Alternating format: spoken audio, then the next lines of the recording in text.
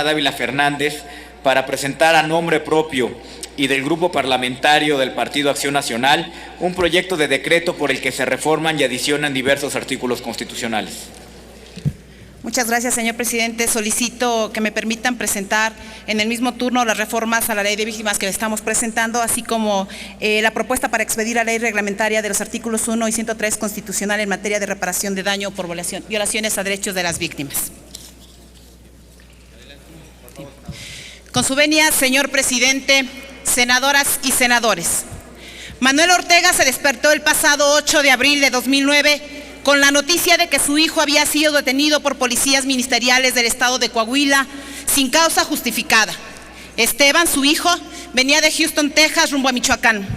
Han pasado casi 4 años sin que hasta el momento Manuel tenga alguna noticia de qué sucedió con su hijo. En estos casi 48 meses ha buscado la ayuda de autoridades federales, estatales y municipales para localizar a su hijo desaparecido, lamentablemente sin encontrar respuesta. El caso presentado tiene nombre y apellido. Quien desapareció es una posible víctima de la delincuencia y sus familiares, además, víctimas de las autoridades. Cuando el presidente de México, Enrique Peña Nieto, asumió la alta responsabilidad que le otorgaron las urnas el pasado 1 de diciembre, comprometió como primer eje de su gobierno, en el marco de las políticas de seguridad y de justicia, que el Estado mexicano estaría del lado de las víctimas del delito y de sus familiares. En un hecho por demás insólito, el presidente de México, como lo anunció en su primer discurso, retiró la controversia constitucional promovida en la administración pasada y publicó la Ley General de Víctimas. Y lo menciono como insólito porque en la propia presentación, diversos actores de los poderes legislativo y ejecutivo, así como liderazgos de la sociedad civil, reconocieron las inconsistencias e ineficiencias de este nuevo marco jurídico. Es cierto, reconocemos que es mejor contar con una ley, pero les pregunto, señores senadores, ¿acaso no es nuestra obligación como legisladores presentar proyectos que en verdad beneficien a los ciudadanos? ¿Y acaso no es obligación del Ejecutivo revisar que ese marco legal sea operativo? Para Manuel, como para muchos mexicanos, la promulgación de una ley que proteja sus derechos, entre ellos a recibir ayuda, asistencia y atención por personal especializado, a ser tratados con humanidad y respeto a su dignidad y en especial a conocer la verdad, así como resarcir el daño, sería uno de los medios para obtener justicia. Por desgracia, con el marco jurídico promulgado no se cumple con el espíritu de estar del lado de las víctimas. Luego de que los partidos Revolucionario Institucional de la Revolución Democrática y Verde Ecologista de México el pasado 19 de febrero presentaran más de 130 reformas a esta ley multipublicitada, merecedora además del calificativo logro de los primeros 100 días de gobierno del presidente Peña Nieto, a nosotros como a las víctimas nos golpeó la realidad. La ley es inoperante. A la corta distancia, ¿cuánta razón tenía el expresidente Felipe Calderón al enviar las observaciones a este poder legislativo para que se realizaran las modificaciones correspondientes y hacer viable esta ley? ¿Y cuánta razón tenía el Partido Acción Nacional y otras voces ciudadanas que no solo lo señalaron, sino lo acompañaron desde sus diversos espacios de opinión? Hoy, nuestro grupo parlamentario, consciente de la alta responsabilidad que significa legislar con visión de justicia y atención a las víctimas, presenta ante este pleno reformas a la Ley de Víctimas y la propuesta para expedir la ley reglamentaria de los artículos 1 y 103 constitucionales en materia de reparación del daño por violaciones a los derechos humanos. La iniciativa propuesta obedece a una serie de observaciones, producto de foros y mesas técnicas en las que participaron académicos, analistas, especialistas y servidores públicos, quienes desde distintas ópticas plantearon sus puntos de vista y colocaron como centro del debate a la víctima y no a la coyuntura política como se ha venido haciendo. Las reformas propuestas definen con claridad qué es una víctima y cuáles son sus derechos. Prioriza los casos en los que la vida, la libertad e integridad física y psicosexual de las personas están en peligro.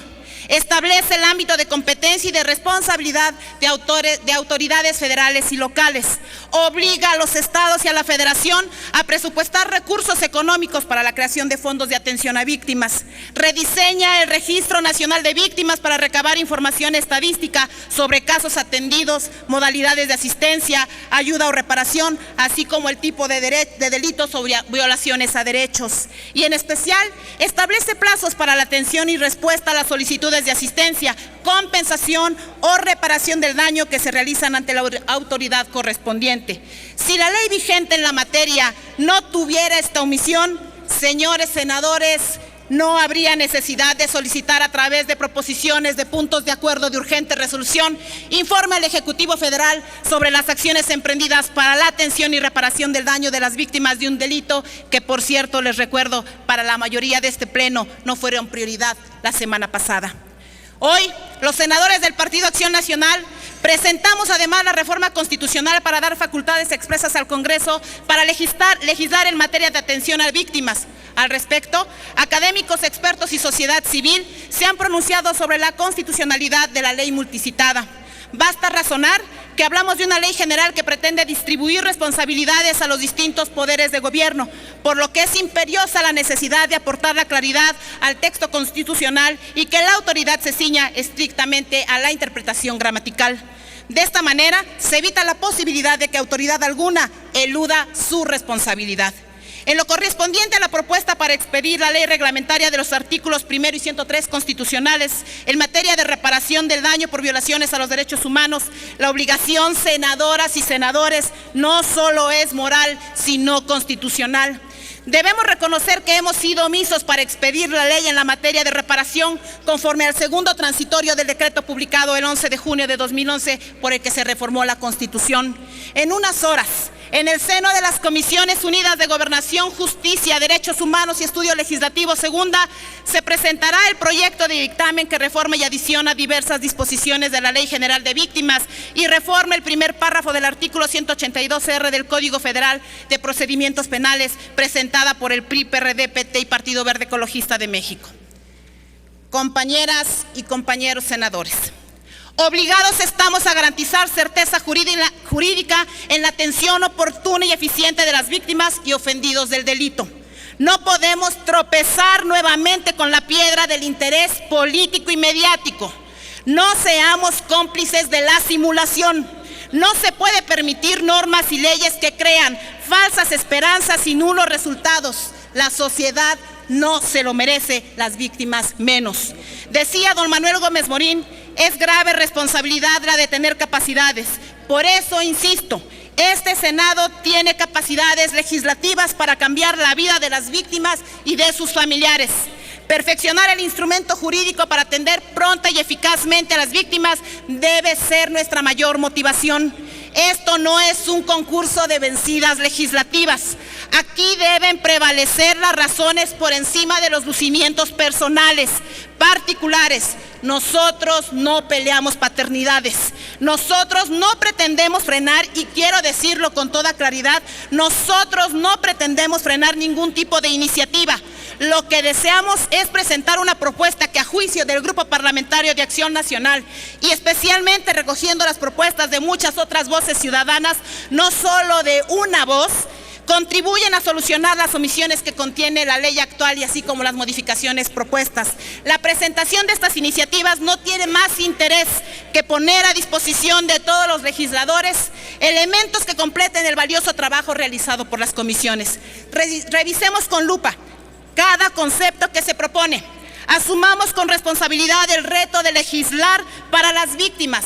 Otorguémosles resultados en el corto plazo y dotemos a los gobiernos de herramientas operativas y eficientes, pero especialmente atempongamos el interés superior de quienes ya fueron lastimados y hoy reclaman justicia.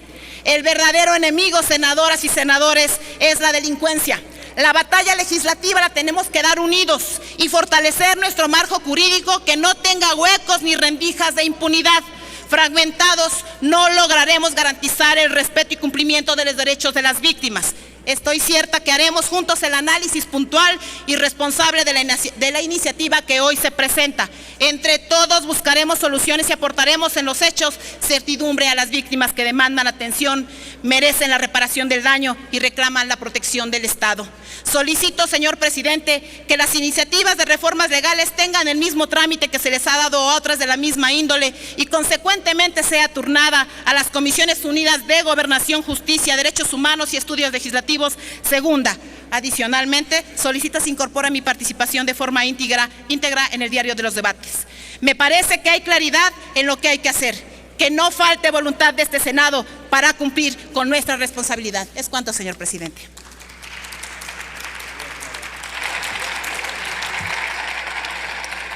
Túrnese a las Comisiones Unidas de Puntos Constitucionales y de Estudios Legislativos primera la iniciativa de reformas constitucionales. Por lo que hace al proyecto de decreto sobre reparación del daño por violaciones a derechos humanos y las reformas a la Ley General de Víctimas y otras leyes, se turna a las Comisiones Unidas de Derechos Humanos y de Estudios Legislativos.